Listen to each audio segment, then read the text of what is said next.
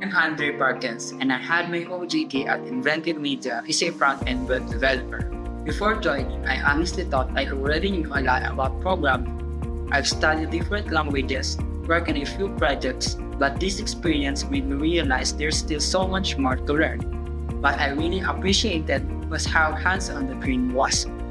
We weren't just coding for practice, we were building real websites, solving real problems, and applying what we learned in ways that actually felt like being part of the tech industry. We also got the chance to meet and learn from actual working professionals.